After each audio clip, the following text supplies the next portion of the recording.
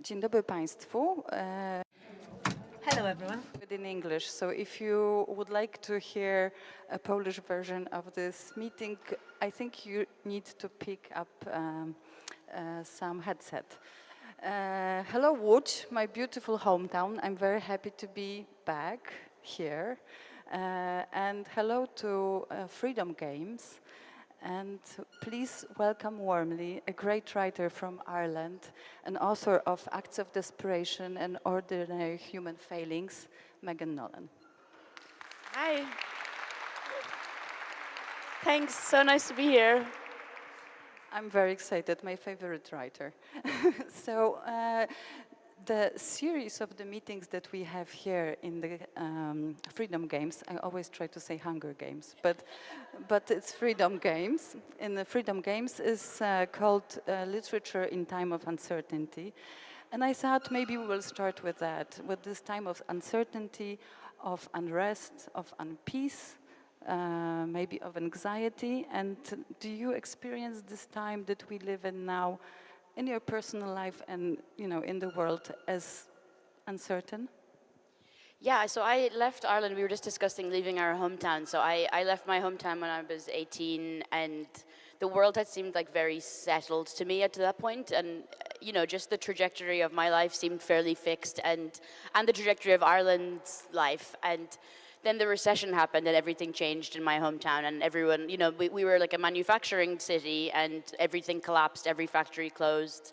And so just the landscape of my hometown radically changed overnight. So I think from that time on, I've really lived in a way that I don't have any expectation for what takes place next for me, and personally and in the world, really, yeah. And I keep on having this terrible habit of moving to new countries just before they have an authoritarian takeover. So I moved to London in 2016, and the Tories, like the Conservatives, came back into power, and then Brexit happened, and then I moved to America just before Donald Trump was reelected. So I feel like I'm just following these disasters around the world now. Yeah. And do you want to develop a little bit on that? What constitutes those this unrest, these anxieties that you face? So I think so. As in, do you mean like in 2025? Well, I think that it's very difficult to see history repeating itself with regards to fascism and not feel completely dislocated, because it seemed so obvious that would never happen again in my childhood, or it seemed impossible that it would ever happen again. So I think it's very difficult for me and for anyone to accept the reality of that, and it's much easier and more pleasant to live in a fantasy that it's not happening. And so I feel like for me that's the main sort of surreal element of contemporary life, is trying to go about our business as though things are in the nice liberal consensus that we sort of maybe never lived in, but temporarily felt we might in the 90s, and thought that, you know, progress was going to be linear and the trajectory was going to be the same forever. So yeah, I feel like there's, well, you know, and as well because I live in New York, which is a sort of liberal enclave of America, I am also quite dislocated from the reality of America. So my family in Ireland are very concerned, rightfully, about what's happening in America, and they kind of call me and say, "Are you okay?" And I go, "Of course," you know, and like it's very easy in a more liberal part of America to behave as though nothing bad is happening. So yeah, I feel like there's like two strands of competing realities in my life and in the world right now. And last question of this sort, I promise. But do you think, is gender important? What I mean is being a woman an extra burden? Yeah, I mean, I think so. I was raised in a very feminist household. My mother, so like in Ireland, there was pretty much all the progressive action that's taken place in Ireland took place after I was already an adult, like the significant stuff, or at least after I was a child. So, you know, divorce was only legalized in 95, and then there was gay marriage in 2014, I think, and then abortion eventually. And so my mother was a big campaigner for all these causes. And so I kind of like grew up thinking correctly in the case of Ireland, things are going in a certain positive direction. And then I really feel like, especially in the last few, like 2 or even the last year, especially since Trump was reelected, things feel very, very different to me now. Things that I thought were taken, that I did take for granted, are completely either at risk or have been eradicated already. And so, yeah, I feel at the moment, it's certainly in my adult life, it feels like far more of a present threat than I've ever experienced. I want to ask you about Waterford. It's a place where both your protagonists, I'll show the books just to advertise them because we are being watched online too, and really I'm an advocate of reading these books, they're amazing. So both the protagonists come from the same place, Waterford. Can you tell us more about this place? Yeah, so Waterford is a coastal city in the southeast of Ireland. It's pretty small, it has about 20,000 people, but it's very culturally significant for its size. So there's like a very thriving theatre scene in Waterford and arts and music. You know, when I was a kid, I hated it because you just kind of have to hate where you're from, and it's small, and it felt judgmental and very Catholic and all those things still, even though it was the 2000s. So I was really happy to leave it, but now I'm obsessed with it. So, and you know, which I think is a common thing for Irish people specifically. There's a lot of sort of mythology around the Irish person who leaves and then never stops thinking about Ireland and you know, fixates on and writes about Ireland for the rest of their lives. And yeah, I think I have some of that with Waterford, and particularly with my second book. I was writing it all most of it during COVID lockdowns, and I was then living in London, and I was sort of, you know, I hadn't seen my family for much longer than I'd ever not seen them before, which was about a year plus because the lockdowns were quite strict in London. And so I wrote the second book that was set in Waterford partially because it gave me a chance to explore my hometown in my head very invasively, and you know, and to think about the streets that I grew up on and that the characters I then like transposed onto these streets. It was very satisfying to, you know, to follow the geography of the hometown. And also it gave me a chance to call my dad and say, you know, was the cinema there in 1984 and what was it called? And to, you know, to have a chance to connect with my family about these things. I would like to ask you more about the situation of a young woman who is about to leave her hometown and go to Dublin. It reoccurs in Irish literature, not only in Acts of Desperation, but also in other books. And of course I know it too because I have moved to a bigger town to study, and we know this craving for getting away from the hometown to get an education, to get a new life, to develop in so many ways, and we have those great expectations. Can you tell me what were your expectations where you were going to Dublin? Yeah, so before I moved to Dublin, when I was still in Waterford, I was in a band when I was a teenager, and we would go to Dublin at the weekends to play shows, and so yeah, I'd already had this fixation on Dublin because, you know, every weekend I would come back to Waterford and go back to school and feel like my real life isn't being a teenager in school, my real life is there, you know.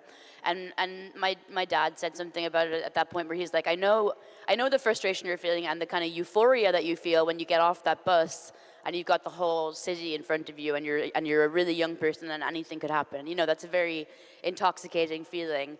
And then I think that's why, as I write about an act of desperation, when I did move there and things did not go well, that it seemed like such a catastrophic personal failure and almost a personal offense to me as well, that this thing I had idealized for my whole teenage adolescent life had so badly failed, and I had so badly failed it. And so yeah, there's this, you know, and Ireland is such a small country that now, having left it, it seems almost ridiculous to me that this place that was only 2 hours from my hometown could be the fixation of so much projection and so much, you know, I was describing, I will move there and I'll become a totally different person, and I will be and I will be completely competent and I'll be completely confident, and everything will change. And of course you bring yourself everywhere, and yeah. Can you tell us what failed, or is it too personal? No, so I mean, in the most basic of terms, I moved there to go to college, and I almost, well, not immediately, but I dropped out quickly, and so that was the, you know, the primary failure. Like, you know, the reason I'd moved there did not work out, and then that really set me back as a person in a, you know, in a way that it didn't necessarily have to, but in a way that makes sense, because I was very invested in the idea of myself as an intelligent person. And then when that didn't bear out in the way that I thought it had to with university, it felt like I had to go back to zero and I had no idea what to do. And yeah, that was the main The protagonist of Acts of Desperation at the end remembers that when she was a young girl in Walford, she really loved learning, she loved reading, she loved going to libraries. Then something happened and she's stuck in this very toxic, bad relationship that takes her entire mind, her entire body, and consumes her totally. Can you explain to me what happened? Well, I think so. Yeah, this is like something that is drawn from my personal life. It's a fictional account and it's a fictional relationship, but that sort of transition is definitely real from my life, so I can speak about it that way. For me, I was a very awkward child. I was a very socially awkward child, but I was intensely curious about people, and I loved people, and I loved looking at people and hearing people. And so part of my reading was that I was so intensely hungry for connection and for human beings, and I didn't know how to access them because I wasn't easy with other people in reality.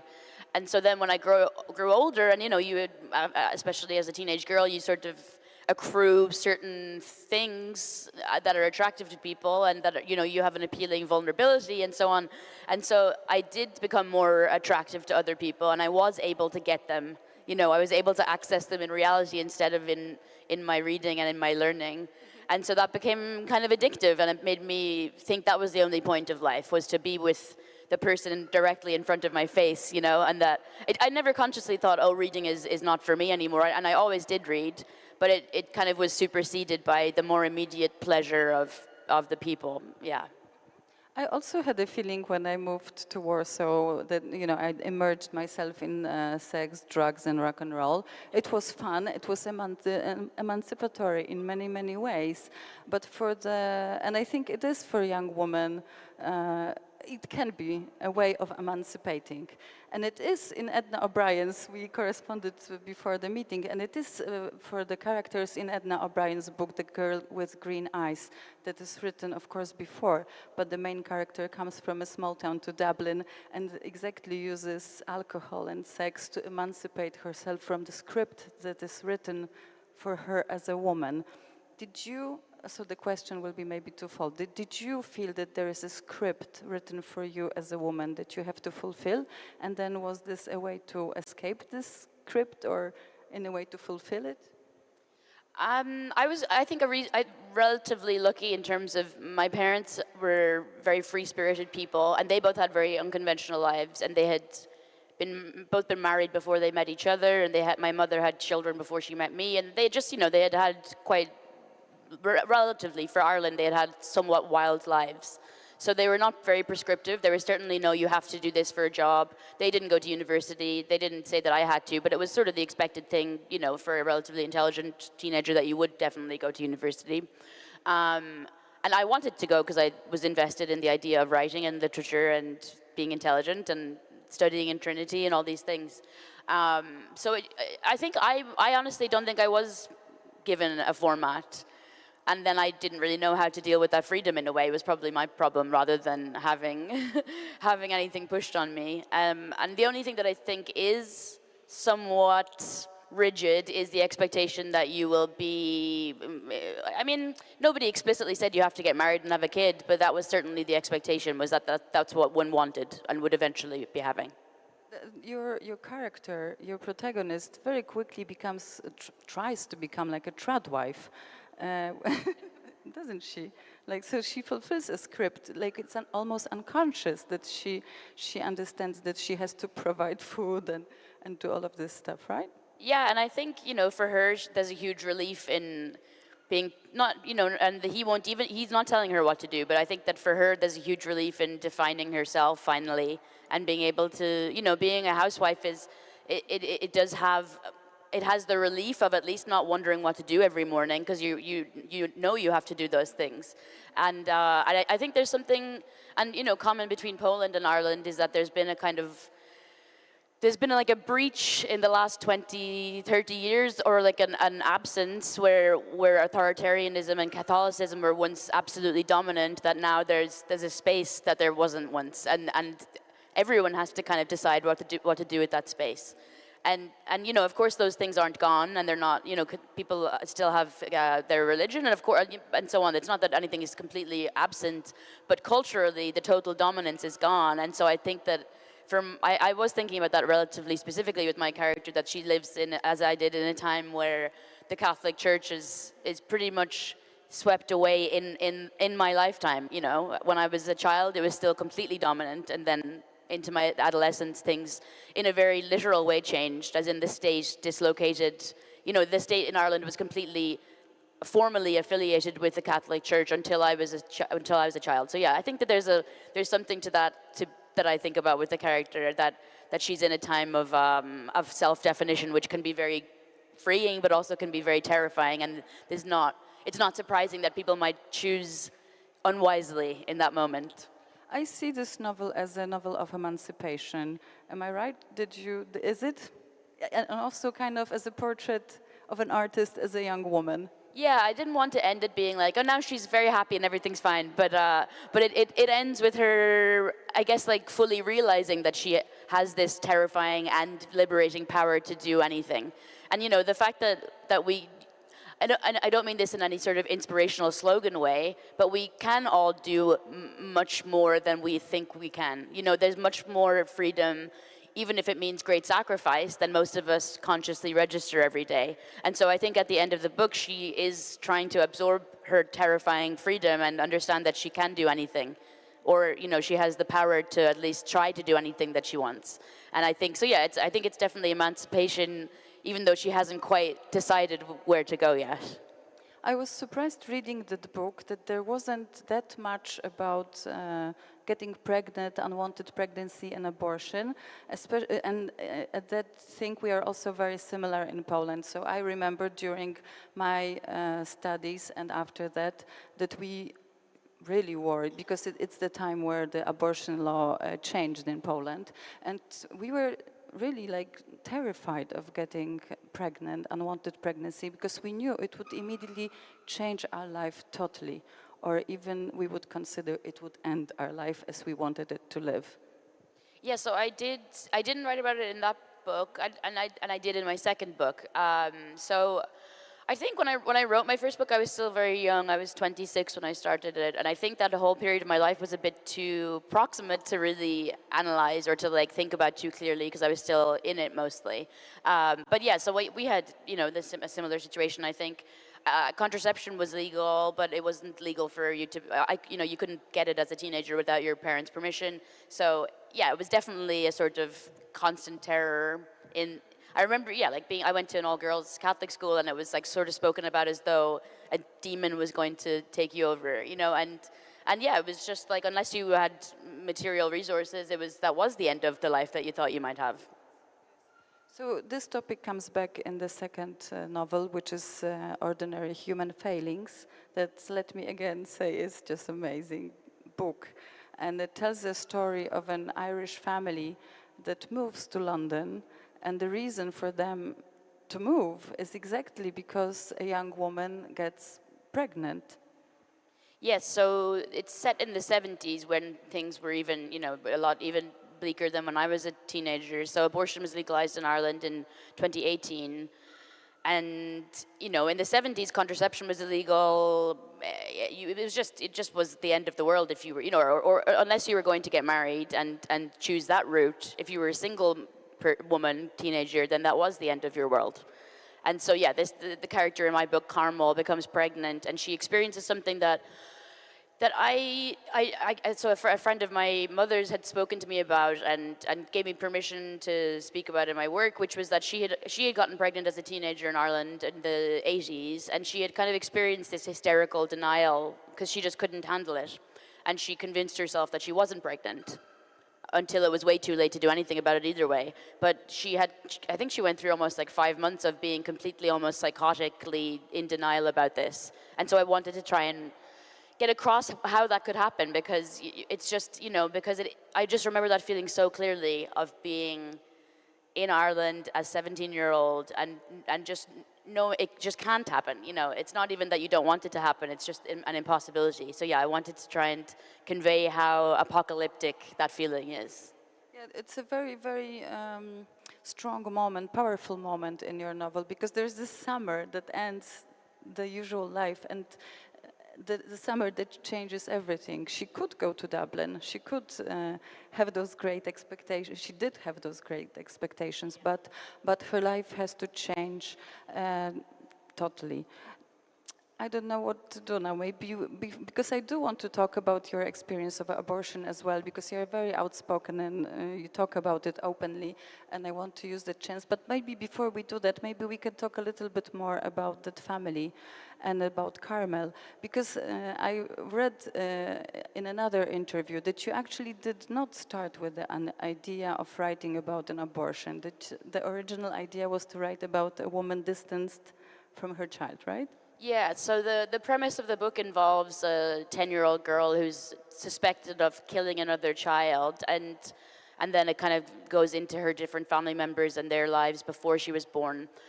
And so I kind of worked backwards in a way where I thought I read a lot, and this was a pre-existing interest of mine before I wrote the novel, about children who are capable of acts of extreme violence. And I had done, a reasonable amount of research for about a year. I'd spent reading about not just their their socioeconomic backgrounds, but their psychological backgrounds, but yeah, just like the different circumstances that can possibly lead to a child being extremely violent. And the one thing that, they're all sorts of children are capable of that, but the main through line is that they have all experienced probably some degree either of abuse or neglect. And the kind of neglect that I wanted to portray wasn't abuse or, withholding of food or shelter or anything, but of somebody who just cannot be around their child. And then I thought, well, what could happen to a woman to make her, to make it impossible for her to confront the reality of her child, to make her incapable of being intimate with her child and to acknowledge her child. And I sort of worked backwards from that, and I thought, well, what if during the pregnancy she had this complete dislocation from the pregnancy? And that was sort of the beginning of the inability to connect with the reality of her child. So yeah, I think that's where the denial of the pregnancy came from, and yeah, then the unwanted pregnancy, yeah.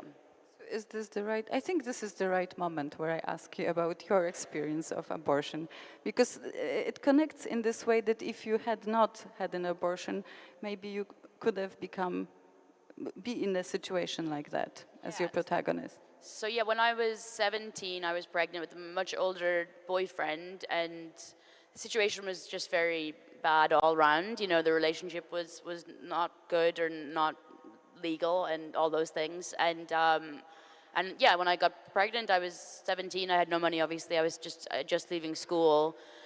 And, I was lucky because I had a mother that I could ask, and she didn't really have much money at all, but we managed to get together, literally exactly the amount of money that was required. And so, yeah, I had to travel to England. This was before it was legal in Ireland, obviously. And yeah, so we had to do that. And it was just before I was going to college, before I moved to Dublin. And so, yeah, and there was no, doubt in my mind that it was what I needed and wanted. But the feeling of, so that's partly why a lot of my second novel is to do with people who don't get second chances, and the idea of second chances in general and who gets them and who doesn't, which is often about poverty, is poor people don't get second chances very often. They kind of make one wrong turn and it sticks with them because they don't have the resources to extricate themselves. And I think that with abortion, that's very directly true. If you don't have it was then about £1,000 to get from Ireland to England, not counting travel, so probably about £2,000. And so if you don't have £2,000, which a lot of people don't have, at all or offhand to borrow, then your entire life goes one way where it could have gone another way that you wanted it to go. And not to say that a teenager having a baby is going to be a terrible thing at all, but it's just that idea of chances that you don't get as a person without money always felt very tragic and important to me.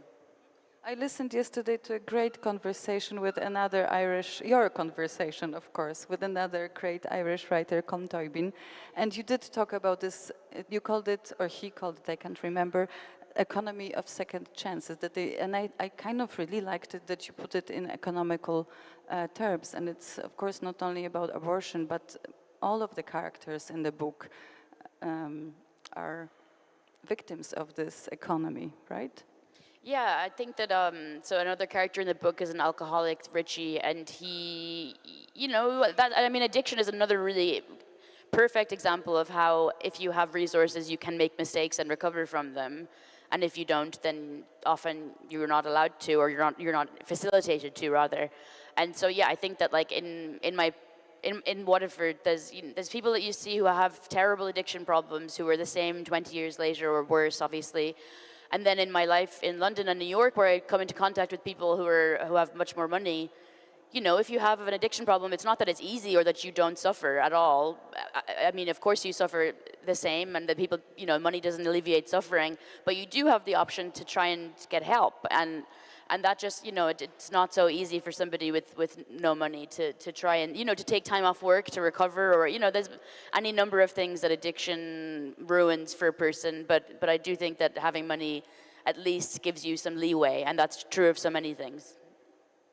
I hope you don't kill me for this question, but you do write about poverty. You write about a poor family. And I wanted to ask why. Is it because it's particularly great topic to write about? Because the characters are, so vivid? Well, see, I mean, they don't have much money, but they're not like spectacular, they're not particularly poor people. They just don't have, and it's like when people say, how much do you have in your savings account? And it's like, I don't even know what a savings account is. And for some people, living month to month is very normal, and it's normal for me and now, but also it was never scary in my house that we didn't have savings. It was just normal. And I think that's like, so I don't think of them as being an amazingly, strikingly poor family. They just are what most people are like in my hometown, and what we were also like, yeah. So maybe I had this impression because they were looked at by other people at the, how do you call it, the condominium or the place where they lived, as strangers, as migrants? So yeah, they're migrants, and when I moved to London, there was no stigma around being Irish, or of course there's always some lingering sort of stuff, but there was no active discrimination, certainly. But in the 70s there was, because the IRA bombing campaigns were ongoing, and so there was like very, in the same way that people are racist towards Muslims in Western cities now because they have this sort of residual fear of terror attacks. In Ireland, or in London, that was the same for Irish people. People had a very, very, hardline objection to hiring Irish people, living near Irish people. And so, yeah, I think partly when they moved to London, the discrimination or the othering is to do with that primarily. And they are poor, and that's definitely part of the book, is that they don't have money. But yeah, I wouldn't say that it's not like Angela's Ashes, where it's like this really sort of grinding poverty that they are sharing a crust of bread or anything. So maybe I'll ask about press. As a representative of international press, let me ask about this very ugly character of Tom, who works for tabloid magazine and is a part of a, not only is he a rather nasty person, maybe he is not so nasty, maybe he's just craving for success, maybe it's just one of those ordinary human failings that you write about. We all have some of us have a desire for success, and great ambitions, and we will do a lot to achieve that. But so this tabloid really engages into polarizing people, setting them against each other, kind of class fight, battle, right? Yeah, so as I said, I lived in London for 10 years, and I also am a journalist, and so I never worked for a tabloid, but I did work for a newspaper who shared an office with the Daily Mail, and so there was there was like a staff training day when we all had to go to do some safety stuff about the building, and so I, for the first time, met some of these tabloid journalists, and I guess I had already been working for newspapers for about 4 years at that point, and I had very strong feelings about tabloids, and they were not positive, strong feelings, and so I was kind of expecting to meet a bunch of obviously evil people, and of course that's not what people who work for tabloids or anywhere else are like. And so I then got talking to this really young kid who was there on a placement. He was like maybe 20, and he had just arrived to London that week from some rural area in the south. And he was so excited to be there and to be a journalist, and he was just doing his placement with the Daily Mail, and then he was hoping to stay on there. And he was just so lovely and so excited to be in media. And I just had this sinking feeling of like, oh, I hope he doesn't become, I hope he doesn't become cynical. I hope he doesn't do those terrible things to people in the name of journalism. And then also this feeling of like, but if he refuses to do those things, he probably won't get on very well at the Daily Mail. Because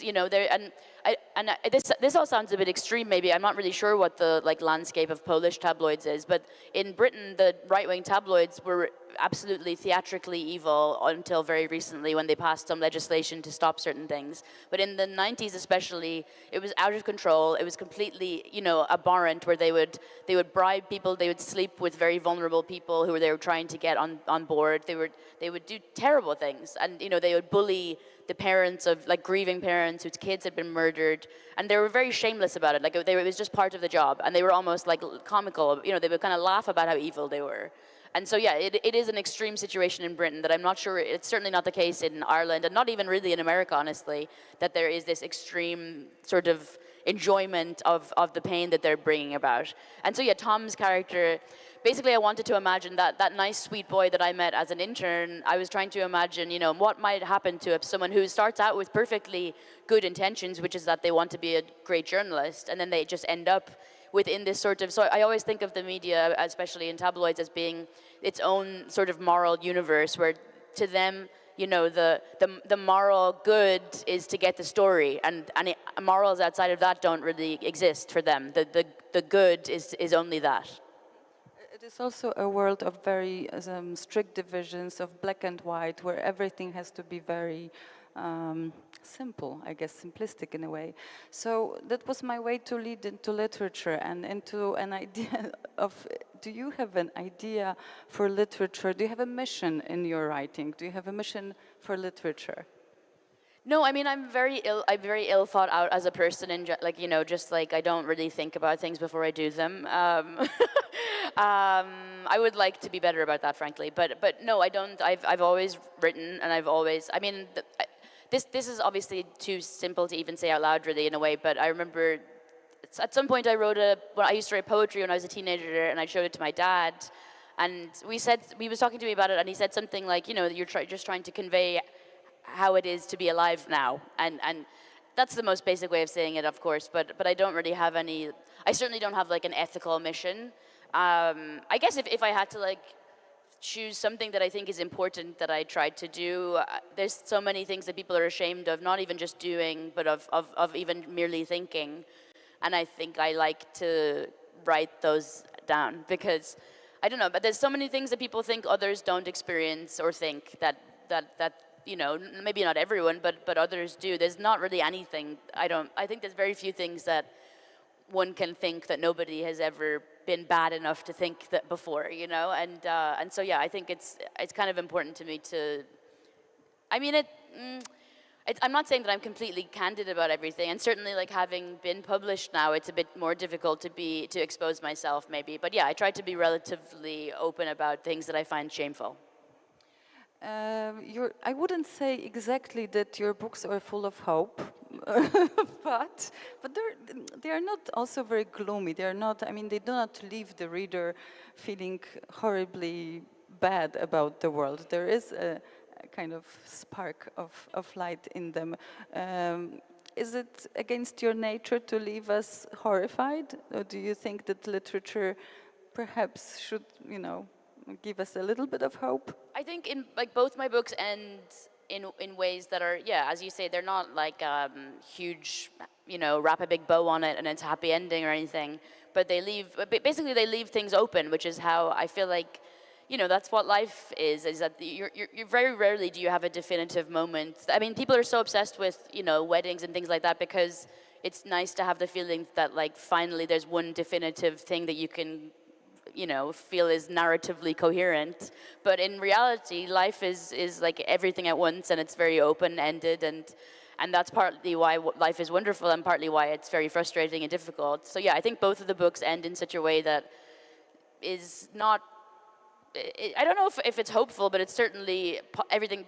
There's possibility at the end of them, which could end badly as well for those people. But at least it's open.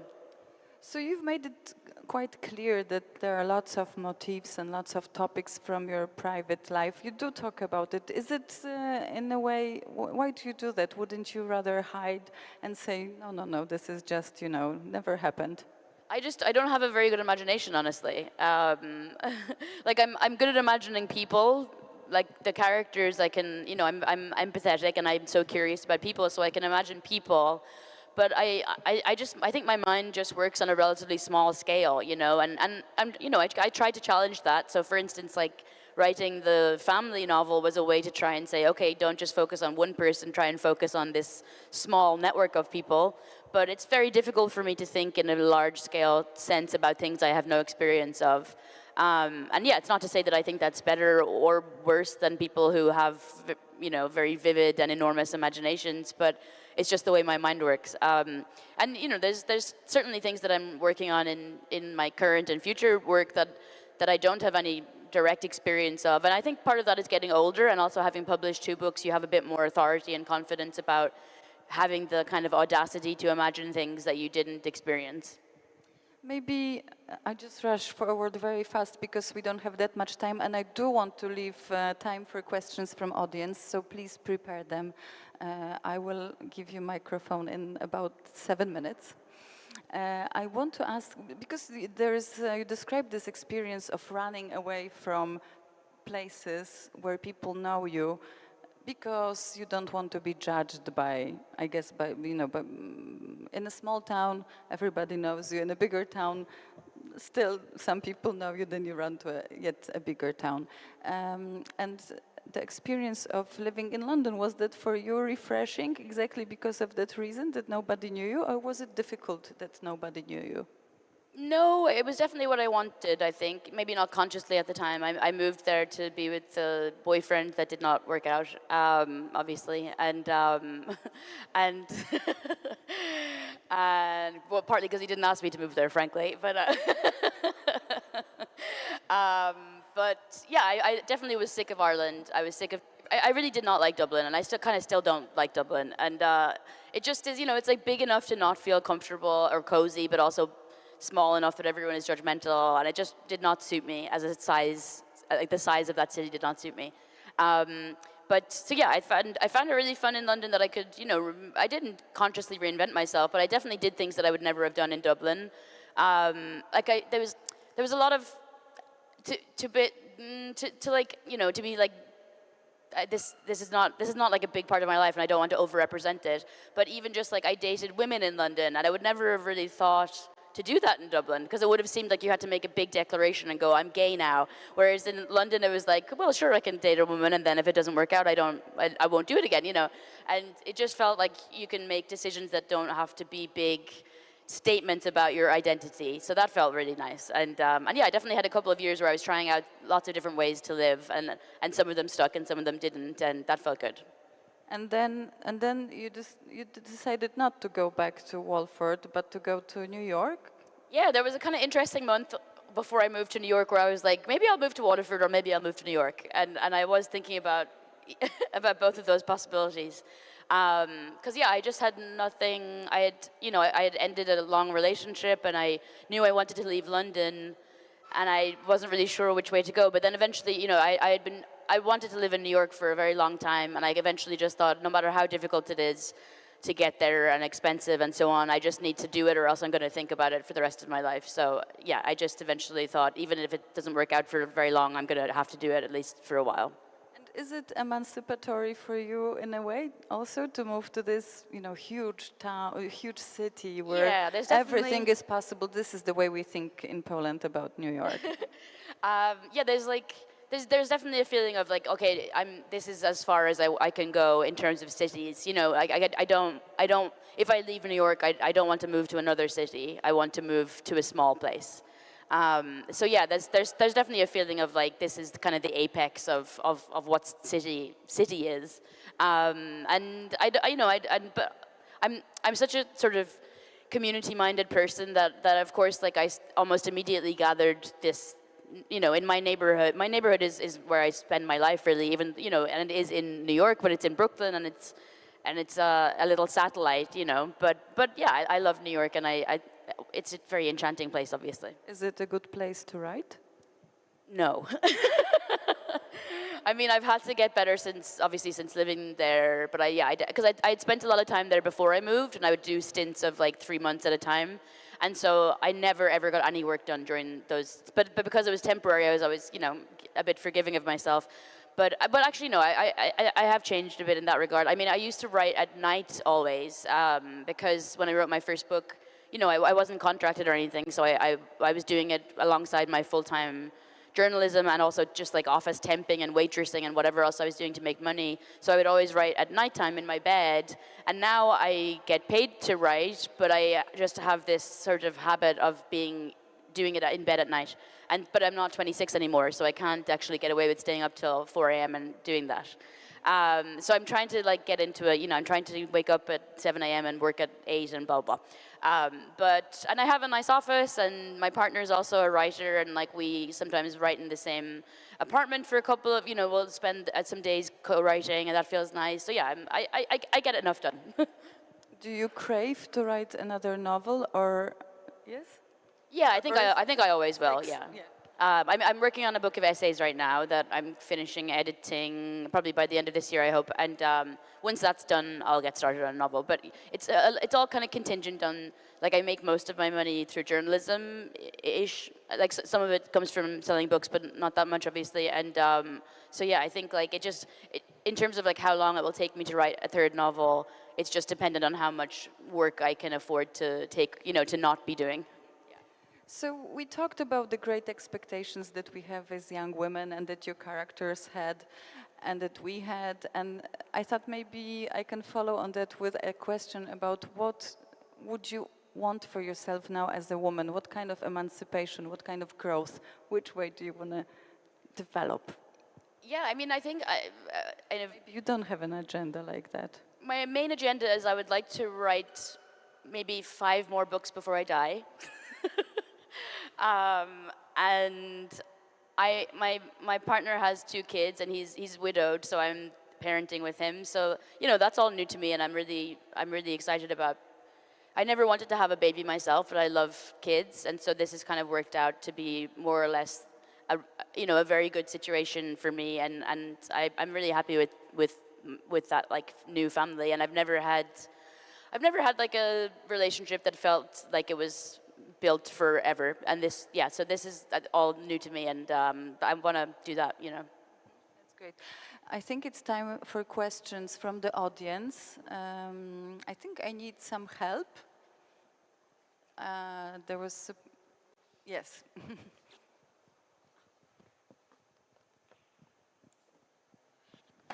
Hi, Megan. It was really nice to listen to you. Like the same with the books, it's like they are very inspirational for me, and I love your micro focus. I would say you were talking about this broad versus small focus, and I love your literally, I would say, approach to people and this micro thing. And I wanted to ask you about. How do you feel about this current rise of Irish literature, like in the world, particularly I would say in like millennial kind of literature, young women literature? Where do you find yourself in that, and how do you feel about this recognition of Irish literature? Thanks very much. Yeah, it's interesting because I'd only started writing seriously after I'd left Ireland, so a lot of the Irish writing scene I have never been a part of, and I still am not really a part of. So it's kind of an interesting, slightly lonely feeling to not actually know those people personally, where they all know each other. So yeah, in a way I find it hard to place myself in it, but more broadly, I think like we were talking about Edna O'Brien, and I think there's just like now a recognition of the importance of describing and being insightful about relationships that, of course, was like dismissed as trivial and domestic until quite recently. And I think Irish people are so talented, not just at storytelling, but at like being incisive about community, and also just because community is so important to Irish people, that it's really, very natural that style of storytelling is so popular amongst us as writers and for readers, because there's, a very basic part of reading is like, yeah, just I'm so curious about other people's relationships, and I don't just mean romantic relationships, but it's such an amazing thing to like, to glance at an intimate relationship you have no insight into, and then to imagine it. And I feel like that's what's really satisfying about like Sally Rooney or Nisha Dolan's work, is that you get to kind of go into these kinds of people who you glance at throughout your everyday life. And I love that kind of writing, and I don't know if that's like, I would really like to write different types of novels as well. I just get a bit bored, so I like to try new things, but I think I'll always like the novels that I like to read best are family novels, and yeah, that's probably what the Irish are very good at.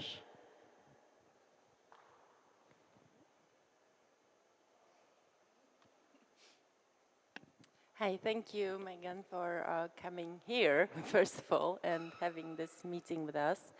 I was wondering whether any time in the course of your career you encountered anybody, I don't know, publisher, fellow writer, reader, anybody, that would think that the topics of your books are just, not important enough. They are just rather from this realm of female experience, something petty and important, you know what I mean? Because I think many female artists and women, they sort of have to deal with that along their careers.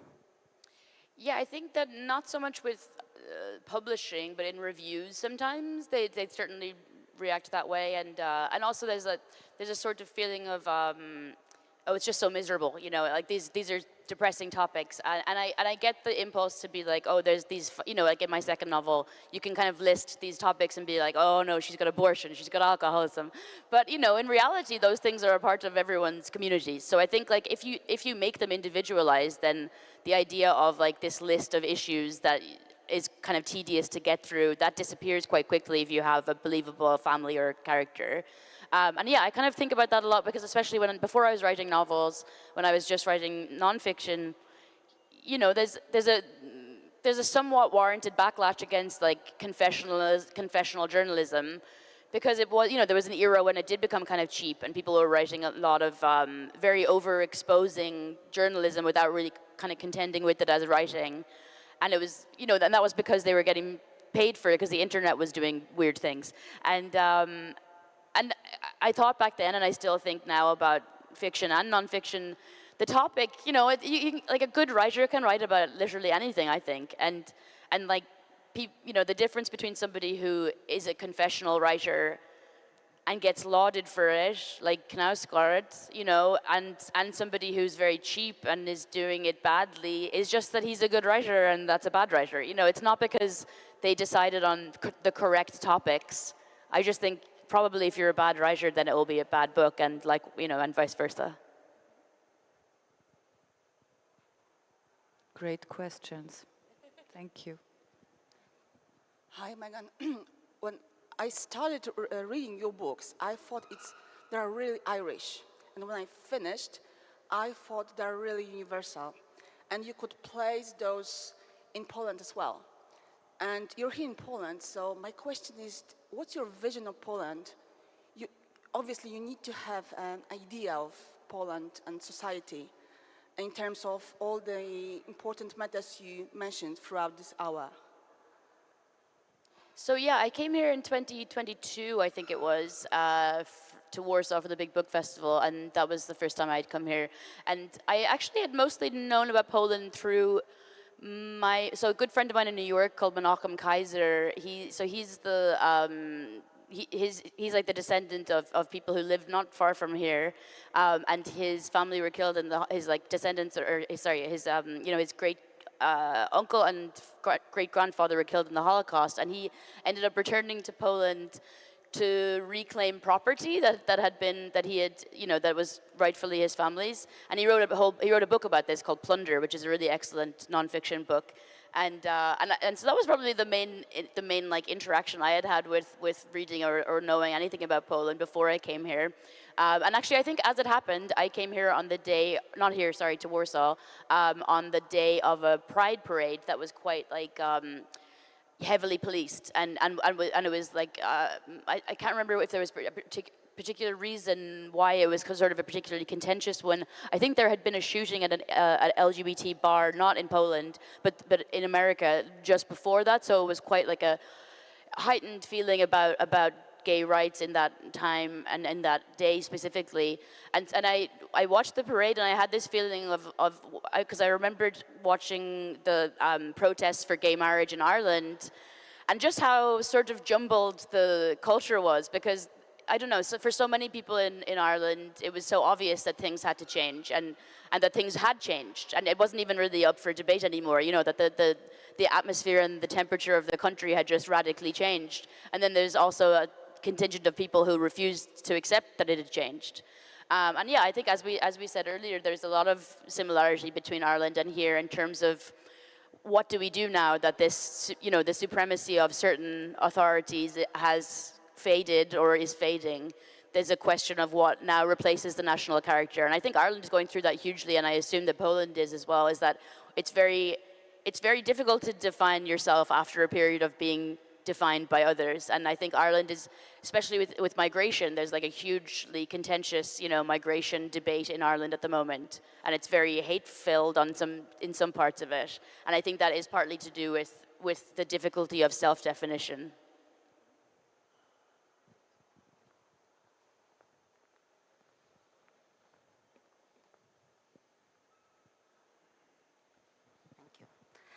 Hi, Megan. I'm delighted to meet you. To be honest, I haven't read any of your books, but I'm definitely going to. Now I have one in my bag. I lived in Ireland for quite some time. I got married there. I gave birth to my 2 children there. I have a slightly different perspective than you, obviously, because both my husband and I worked. And I also worked when I gave birth to my children. But the reason why we came back to Poland, actually, is I noticed that there is no support for women who choose to work and have a family. I think the healthcare for pregnant women isn't great, to be honest, in comparison to Poland. I think there is no support for women. There is not many childcare facilities, and if there are, they are very expensive. The school hours for children are like from 9 to 12, as far as I remember, for small children, obviously. So my question is, well, I left Ireland many years ago, but my question is, what's your take on that? Do you think that the Irish state supports women who choose to have a career and have a family? Has it changed throughout the years? What's your take on that? I was just wondering. Yeah, I think historically they purposefully made it difficult because they didn't want women to be working, and that was in the constitution. Was that the women that you know? I remember. I think in 1972, when you joined the EU, the women had a right to work. Before that, when they got married, they couldn't work anywhere, as far as I remember. Yeah, you had to give up, specifically if you worked for the state. So, you know, obviously there's a lot of women who are teachers, and so if you were a teacher, you had to leave your job when you got married.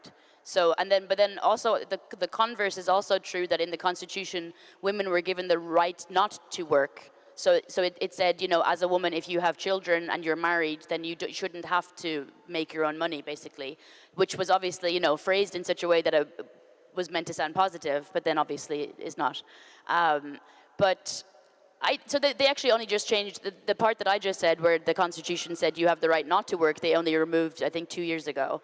So I think like there's some recognition that culturally things do need to change. But yeah, I think you're right that it's intentional. I don't think it's intentional anymore, but I think the legislation and I think the culture tends to be to not favor women who work because it was explicitly not desired. So yeah, I'm not surprised to hear that wasn't an easy thing for you to be doing there. And yeah, like most women who I know in Ireland who have kids, certainly the ones probably the only people who have managed to do it without a lot of difficulty have family very near them who they can rely on to help with the kids. So yeah, it sounds really difficult. And I will end the question sessions because I'm a terrible dictator and I have questions of my own. The last question will go back to literature because you said about writing poetry when you were, you started with writing poetry, and I wonder, do you still write it? And is it in what ways is it a different kind of writing? Yeah, I really, so a friend of mine who's also a novelist told me that she had written her first poem in 20 years a couple of weeks ago, and it made me really jealous because and inspired to try to do that because I used to really I loved it and I was very serious about it, and I did it for a relatively long time, like 5 years, and then I just kind of lost the ability, or I was in a time of a lot of change in my life, and then my writing became more focused on prose and so on, whatever. I just kind of lost the thread of it, but it does seem to me to be a very different skill, and I think it's not a coincidence that a lot of teenagers a lot of creative teenagers like poetry, because you're sort of like channeling this intensity that as a teenager is very available to you, and maybe as an adult is not so on the surface. But I would really like to be able to get back there, yeah. Great. I like to give credit to all the people always, so I will just say for the end that the book has been published both books have been published by Wydawnictwo Filtry. Thank you so much. And Ordinary Human Failings has been translated into Polish by Katarzyna Makaruk. And Acts of Desperations have been translated by Agazano. Thank you for great translations. Thank you so much for the meeting.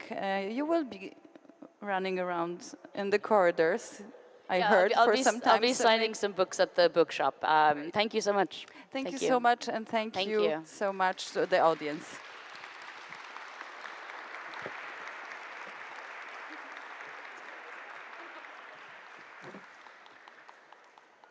Telewizja Polska to więcej tego, co widzowie cenią najbardziej. Pasjonujące filmy i seriale, a w obsadzie najbardziej gorące nazwiska.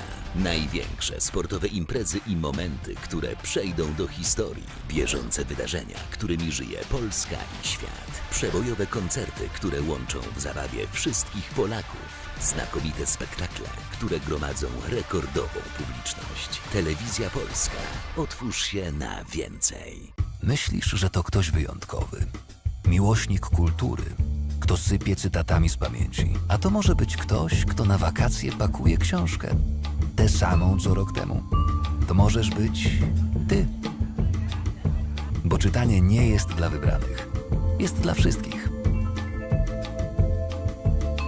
Podziel się tym.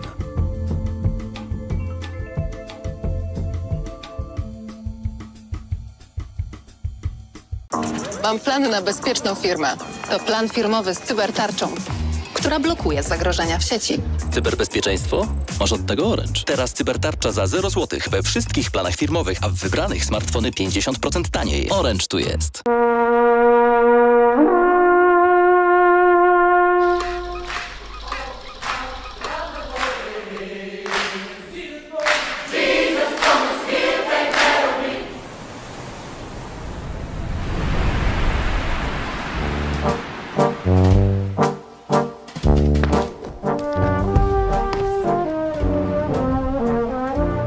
Polska Stolica Kultury. Jesteś na miejscu. It can look like this. Or like this.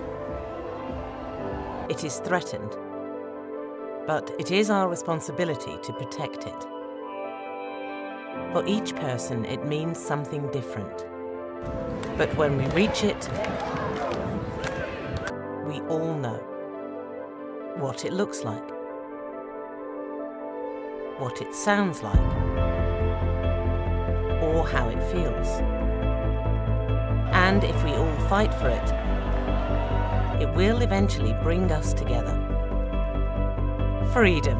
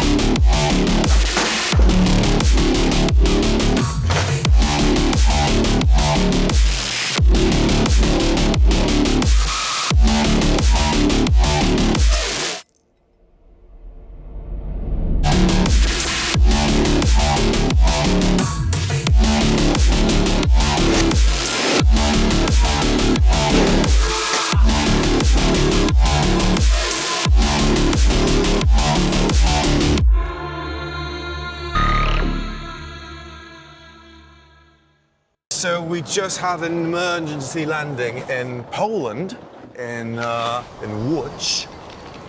Yeah, don't worry guys, we won't be here for long. Lads, hello vlog. So I know we were supposed to show you some wild animals and a bit more sun, but yeah, instead we have to spend 2 days in this boring place. Come on. Did you say boring? I will show you beautiful nature and animals and even more. And you will see what this region has to offer. Deal? So we said yes, because why not, right? And this girl took us around the whole region. We ate pierogies. We saw some Polish art. We saw some wild animals. We got spiritual. And after all, we fell in love with this place.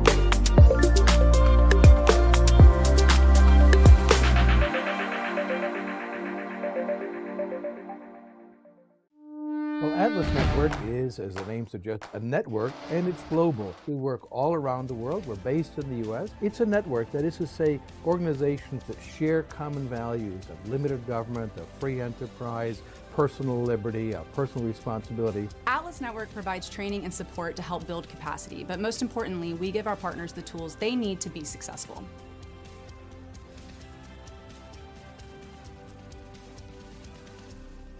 PL Music Video Awards, Festiwal Polskich Wideoklipów, spotkania, projekcje, warsztaty, do tego gala finałowa i wybór najlepszych polskich teledysków. Zapraszamy do Łodzi 4-6 grudnia, szczegóły na www.plmva.com. W kinie doceniam prawdziwe emocje. Na boisku pilnuję czystej gry. W kuchni poszukuję autentycznych smaków. Ale w internecie jest to trudniejsze. W internecie wobec informacji też trzeba być sędzią. Dezinformacja jest jak bramka strzelona ze spalonego. Więc jeśli coś we mnie wzbudza emocje, daję sobie czas. Może ktoś specjalnie chce mnie zagotować, bym uległa manipulacji. Filtruj informacje. Sprawdzaj ich źródła. Nie masz pewności? Nie udostępniaj. Postaw na czysty przekaz.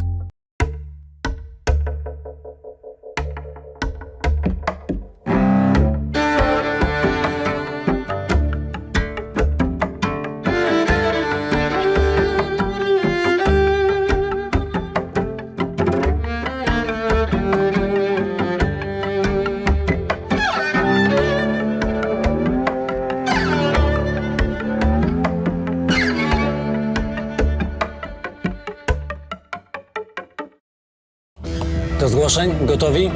Start! Ja zgłoszę bibliotekę!